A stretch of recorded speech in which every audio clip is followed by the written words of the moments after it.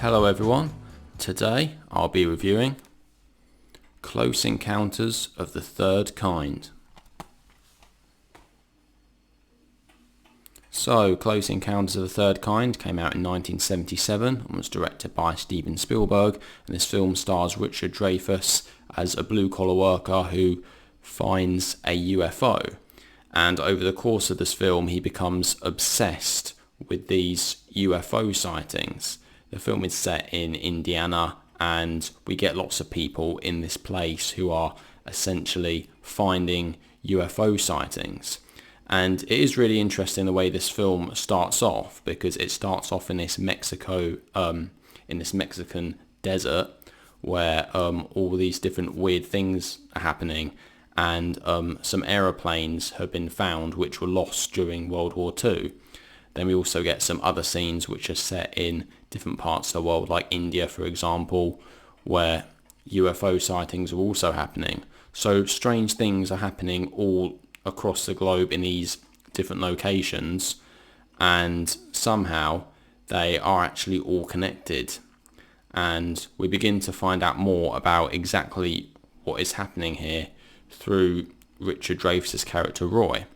Now, Roy is also a bit of a family man, but because he is so obsessed with finding these UFOs and he wants to know the truth, he wants to know exactly what is going on, he finds that his relationship with his family is really being put to the test, and his family are really getting completely fed up with him, and he ends up losing his job, and his friends don't want to see him anymore, and he becomes obsessed with building this mountain in his house and throwing dirt through the window of his kitchen. What I do really like about this film is that it shows aliens in a positive light. So lots of other films often show aliens as being evil. This film actually gives a more hopeful vision of what is out there, a more optimistic view of aliens and extraterrestrial life. And in a way, it is a lot more of an optimistic film than other films, like say the film Alien, which came out a couple of years after this, which is more of a sci-fi, darker type film, whereas this film actually gives a more positive light on that side of it. Now, in terms of the special effects in this film, I still think they look really good, and this film isn't obsessed with special effects in the same way that other films were, like Star Wars, for example. So that really does help this film age a bit better. A lot of the time we just get some lights which are in the distance which we think might be UFOs, and there's a scene towards the end of the film where we do see the spaceships come down, which still today it still actually looks really fantastic. I didn't think it looked particularly dated as well. I must also mention we get an excellent film score by John Williams in this film, which really adds to the whole tension with, the what is out there theme of this film. Now, there are actually 3 different cuts of this film. There's the theatrical cut, the special edition, and the director's cut. And actually with the Blu-ray set behind me, that includes all 3 cuts. So I decided to watch the director's cut because it's Steven Spielberg's favoured vision of the film, and I thought it was very good. It's only the second time that I've seen this film, but the first time I saw it was quite a while ago, so I don't remember what version it was. It was probably the theatrical version. But yeah, and this version, the director's cut, is the longest version. It contains a few extra scenes, but there's one scene that it doesn't include, which is on the special edition. Now, in the special edition version, it includes a scene when Roy goes onto a spaceship and we actually see the inside of the spaceship.